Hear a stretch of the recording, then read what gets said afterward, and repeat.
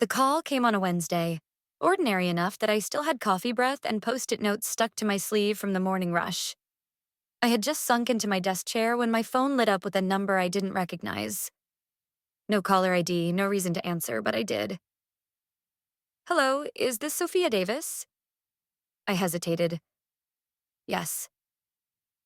This is Charles with Liberty National Bank. We're calling regarding your mortgage balance of $475,000. We've sent several notices, but I don't have a mortgage, I said, my voice sharper than I meant it to be. You must have the wrong person. A pause. Ma'am, the file we're reviewing shows your name, date of birth, and social security number. You're listed as the primary borrower. The loan was opened 3 years ago. 3 years. My mind stopped. That was the year Malene, my younger sister, started talking about buying a house. She'd called it her fresh start. Said she wanted something big enough for a family. I remembered her waving Pinterest photos across the dinner table, laughing about credit scores like they were bad jokes. Mom said, "We'll figure something out. Family always finds a way." But not this way. I ended the call politely somehow and sat staring at nothing for a full minute. The hum of my laptop fan filled the silence. My palms were damp. My mouth was dry. I told myself it had to be a mistake, some kind of mix-up. A typo maybe. Someone with the same name in the same state. But my gut didn't believe it. I tore through the drawer beside my bed, digging past old pay stubs and birthday cards. I found the last letter I'd gotten from Liberty, a generic flyer tossed months ago. I didn't think anything of it at the time. Now it felt like a warning I hadn't understood. I sat on the floor of my apartment, surrounded by envelopes and loose sheets, staring down at my life in pieces. I had no property, no car loan, no joint anything. My finances were simple by design, and yet someone had signed me into $500,000 of debt. And not just someone. There was only one group of people who had my full legal name, my social, my signature on paper from years of helping them fill out FAFSA forms and doctor paperwork and bank applications. My family. The thought formed before I could stop it. I didn't want to believe it, but some betrayals don't kick the door in. They just quietly turn the lock behind you. I didn't sleep that night. I lay in bed staring at the ceiling, tracing the same thought over and over. If they had asked, would I have said yes? I didn't think so, but that wasn't the point. They never gave me the chance. By morning, I had stopped pretending it was a mistake. The pieces fit too well. The timing, the language, the silence. Malene had been talking about her dream house just months before that mortgage date. A wraparound porch, a finished basement, room for future possibilities. She was between jobs back then. Her credit was shot, but our mother said not to worry. Maddie always finds a way. Apparently, I was the way. I started pulling old documents from my file cabinet, things I hadn't touched in years. Old tax forms, social security copies, insurance policies I'd co-signed when Mom had surgery. There, in my own handwriting, were the keys to the kingdom. Everything someone would need to impersonate me. And I had handed them over piece by piece because I was the responsible one. The fixer. The quiet daughter who didn't make waves. I thought about the way my mother used to say it, almost proudly. Sophia doesn't need help. She's strong. She figures things out. That was always the trade-off. Malene got grace. I got silence. Growing up, it was little things. She'd forget to clean up, and it was, she's going through a phase. I'd forget, and it was, you know better, Sophia. She'd crash her car, and Dad would say, that's what insurance is for. I'd ask for a used laptop, and Mom would remind me, we're not made of money. They didn't hate me. That would have been easier. They just didn't see me as someone who could break. And maybe that's why they thought it was fine, signing my name, taking my credit, folding me into a lie that could have ruined my life. Maybe to them, I was strong enough to carry it. But underneath that calm exterior, something had shifted. Not rage, not revenge. Clarity. I opened my laptop and requested the loan documents from the bank. The woman on the phone sounded polite, efficient, unaware that her PDF would change everything. When it arrived, I stared at the screen. There it was, page after page. My name, my birth date, my information, my signature. Except it wasn't mine. It was close, too close. Someone had practiced, studied, maybe even traced. But they hadn't copied the hesitation in my R or the slight upward tilt in the Y of Davis. This signature was cleaner, straighter, confident in a way mine had never been. Looking at it felt like staring at a version of myself I didn't know. A forgery that fooled the world, but not me. And the scariest part? I knew exactly who had written it. I didn't call them. I didn't text Malene or send some shaking paragraph to my parents asking how they could do this. I didn't scream or demand. I just started collecting every copy of every document that tied me to them. Tax returns, medical authorizations, school loan forms I had co-signed when Dad lost his job. I went back nearly 10 years, folder by folder, building a quiet paper trail. There were so many signatures, so many little moments where I had said yes out of duty, out of love, out of habit. I had said yes when no one even asked. One by one, I printed my own records, credit reports, identity protection logs, a list of accounts under my name. I'd never owned a property, but here it was. Liberty National's full mortgage package with my name on the dotted line. Notarized. Legally binding, signed, sealed, and stolen. For a while, I kept all of it on my kitchen table, sorted in neat piles like I was prepping for a school project. But this wasn't school, this was survival. A friend from work, Sloane, noticed something was off. She caught me staring too long at nothing during lunch and pulled me aside. "You look like you're holding your breath," she said. I told her everything. I don't know why. Maybe because she was one of the only people who ever called to ask, "How are you?" and meant it.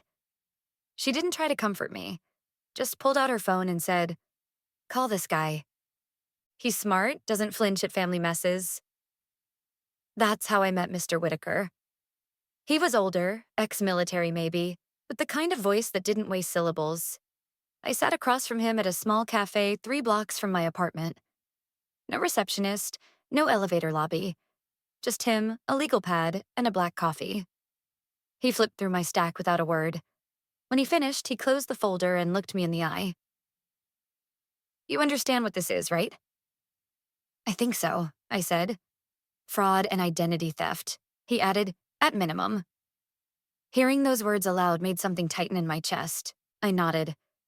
"I don't want to destroy them. I just want this undone." "You're not destroying anyone," he said. "You're reclaiming what's yours." Over the next hour, he walked me through the steps. File a police report. Notify the bank in writing. Submit evidence. Dispute the mortgage legally. Press charges if necessary. "It's going to be long," he warned, "and it's going to burn any bridge that's left." I thought about that word. Burn. As if the bridge was still there to begin with. As if I hadn't already been walking alone for years. When I got home, I opened an old birthday card from a box I hadn't touched since I moved in. It was from my mom. I recognized the loopy handwriting before I even read it. "Happy 28th to our steady one. We don't say it enough, but you've always been our rock, our backup plan. We're so lucky to have you." Our backup plan. It was meant to be sweet, I know that now. But all I could feel was the truth behind it. They had seen me as reliable, strong, quiet. So quiet they thought I'd never say no. But I was done being the plan they used when everything else failed. Now I had one of my own. Sunday came fast. Too fast. I stood in front of my parents' house, the one with the white shutters and cracked driveway, gripping a folder in my purse like it might burn through the leather. I hadn't said a word to them all week. Not since I got the documents. Not since I sat in Mr. Whitaker's office and realized this wasn't just messy. It was criminal. Still, I knocked. The door opened almost instantly. My mother beamed. "Sophia, sweetheart, I was just about to pull the roast out of the oven." Like nothing had happened. I stepped inside. The house smelled like lemon cleaner and onions, the same way it always had. Malene was curled up on the couch, scrolling on her phone, an empty wine glass beside her. My father sat in his recliner, watching a football game like the world hadn't shifted. No one looked at me too long. I sat quietly through dinner. Pot roast, mashed potatoes, green beans with too much garlic. My mother made small talk. Malene complained about her HOA. Dad grunted at the TV. I waited. After the dishes were cleared, I spoke. Hey, quick question. 3 pairs of eyes turned toward me. Mild curiosity, no tension. Just another one of Sophia's practical inquiries, probably about insurance or tires. Does anyone know anything about a mortgage with my name on it? Silence. The kind that makes the air heavy. Maline's shoulders tightened. My mother's smile froze mid-expression. My father cleared his throat. I didn't move, didn't blink, just waited. Finally, Mom spoke, her voice soft like we were discussing a late bill. Oh, honey, that's just paperwork. Maddie needed help qualifying. It's not like you're paying anything. It's family. Maline added, eyes still fixed on the table. You have good credit. I don't. It's not fair if you won't help. Not fair. Like I'd been selfish for asking. Like it was normal. I looked at them. The woman who raised me, the sister I used to protect from nightmares, the father who once told me I was his calm in the storm. They didn't see what they'd done as wrong. They saw it as expected. I nodded once. Slow, neutral. Thanks for explaining, I said quietly. Maline relaxed, already back on her phone. My father reached for the remote. My mother looked relieved, like a crisis had been smoothed over. None of them saw what had shifted. They thought I was still the same Sophia. Still the quiet one. Still safe. But I hadn't come to fight. I'd come to listen. To give them a chance. And they used it to justify the lie. The next morning, I filed the police report. The officer at the station had the look of someone who'd seen too many family cases. Tired, polite, careful. When I handed him the folder I'd built with Mr. Whitaker's help, he flipped through slowly, his brow tightening with every page. You're sure you want to move forward with this? He asked, not out of doubt but hesitation. If I don't, I said, they'll just keep doing it. He nodded, stamped the papers. It was official. That afternoon, I mailed the certified letter to Liberty National. Inside was the police report, a formal dispute notice, and copies of my ID. I watched the clerk at the post office slide it into the outgoing tray like it was any other envelope. But to me, it was a severance, a quiet, final line drawn in ink. I didn't warn them, no angry phone call, no confrontation, just silence. 3 days passed, then 5, then a full week. No calls, no messages, just the dull ache of waiting for something to break. It finally did. Friday night, just after sunset, there was a knock on my door. I peeked through the peephole and saw my mother standing outside, wrapped in her nicest coat, face tight with something between fury and fear. I opened the door but didn't step back. She didn't wait for an invitation. How could you? She hissed. How dare you go to the police? Her voice was sharp, but beneath it I heard it. The panic. Not about me, about what it meant. About exposure. I said nothing. I trusted you to be understanding, she continued. Maline needed help. Family sticks together. No, I said softly. Family asks. They don't steal. She blinked like the words hit harder because they were so calm. You've ruined everything, she snapped. Do you know how this looks? I nearly laughed, but I didn't. I didn't ruin anything, I said. I just stopped pretending it wasn't broken. She opened her mouth to argue, but I was already closing the door. The latch clicked into place with the softest sound, but to me it felt louder than any scream. That night, Maline called 12 times, left 4 voicemails, each one angrier than the last. I deleted them without listening. The next morning, I woke to an email from Liberty National. We have suspended the mortgage loan pending further investigation. Attached was a formal apology. They were reviewing the notary records and the signature file. My credit score was still damaged, but the unraveling had begun. I called Mr. Whitaker. They're taking it seriously, I said. They usually do, he replied, when people don't yell and instead show them the truth. He was right. I hadn't shouted. I hadn't begged. I had just stood still while the truth did its work. And somehow, that was enough. In the weeks that followed, the silence around me grew thicker. No more texts, no more invitations, no more guilt-laced reminders that I should be grateful for the family I had. They didn't want to fix anything. They just wanted the version of me who kept saying yes. but she was gone. Instead, I filled my weekends with things I had forgotten I liked. Walking to the farmer's market, buying flowers for my kitchen table, sitting in the quiet with a book and no phone ringing. I didn't want revenge. Not really. I just wanted distance and peace. And for the first time, I had both. Months passed. Spring crept in quietly. Trees blooming in soft pinks and yellows like the world had decided to start fresh whether I was ready or not. I kept my head down, answered emails from Mr. Whitaker, signed documents, checked my credit report like it was a weather forecast I didn't trust. The case was still open. The damage was still there, but something inside me had settled. I spent my weekends in motion, walking trails, trying pottery at the community center, volunteering at the library on Saturdays.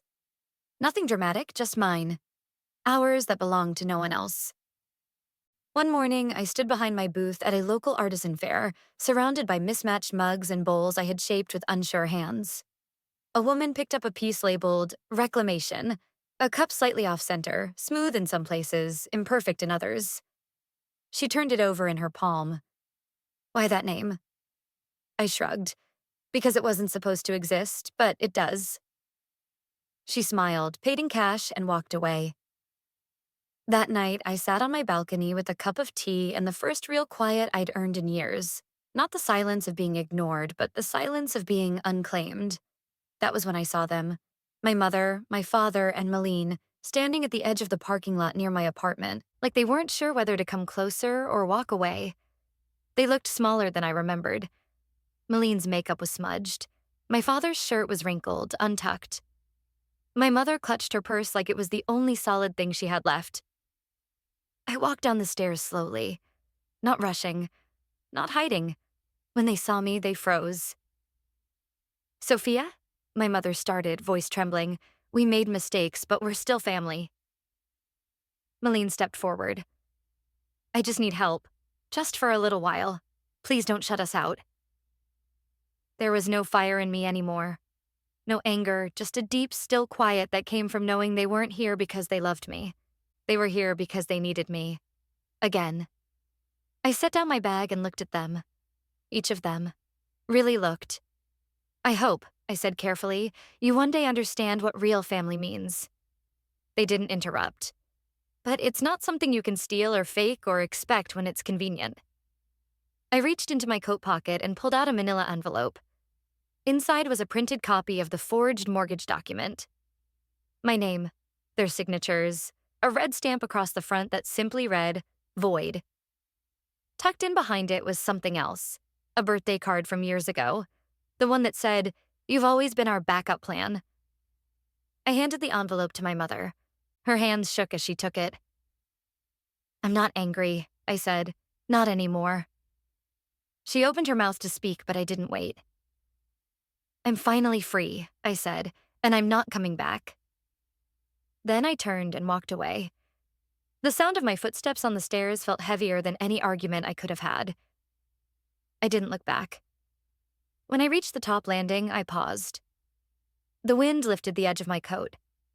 The sun was starting to set, casting long shadows across the parking lot. I whispered not to them but to myself, sometimes walking away as the loudest thing you'll ever say. And I meant it. They used my name like it belonged to them, but I walked away. No screaming, no warning, just silence they couldn't ignore. If you've ever been treated like the backup plan, you'll understand why I never looked back. Subscribe if you're done being quiet. Some truths aren't told to be forgiven, just remembered.